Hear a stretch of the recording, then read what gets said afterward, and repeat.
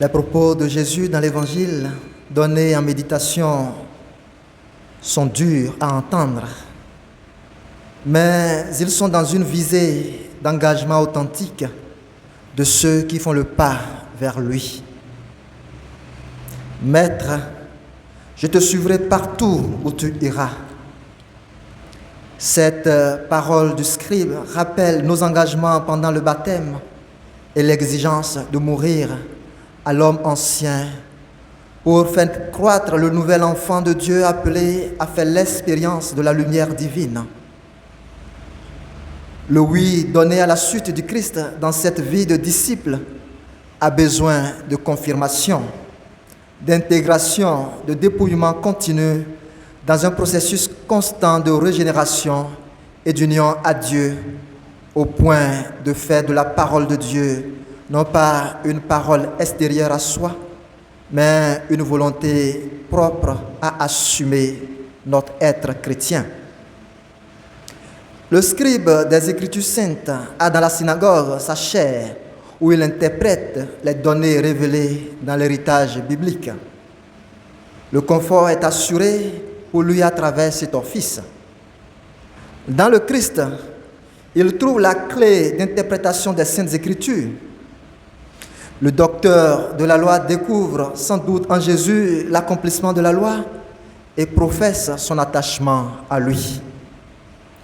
Le maître, comme il le désigne lui-même, lui montre que cet attachement implique un détachement de sa chair, une radicalité dans son intuition.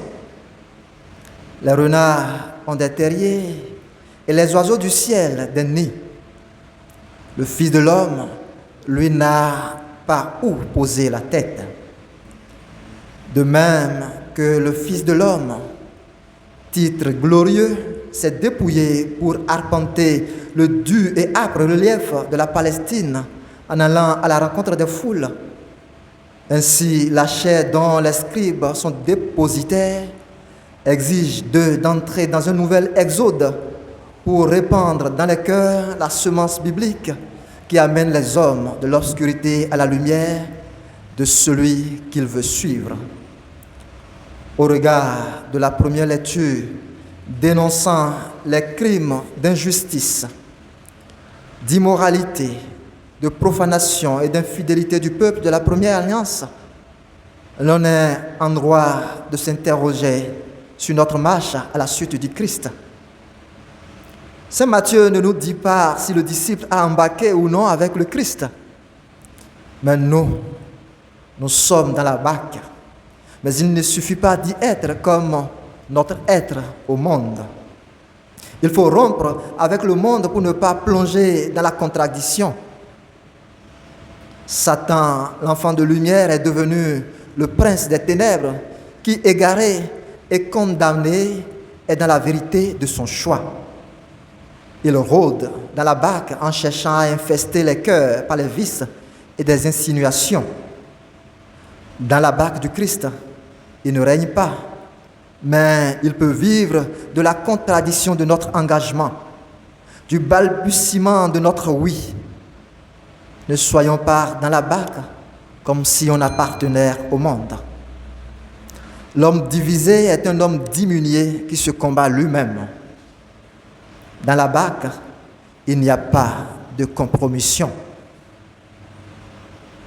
Je me souviens un jour, alors que j'étais encore dans le monde, mon colocataire me disait,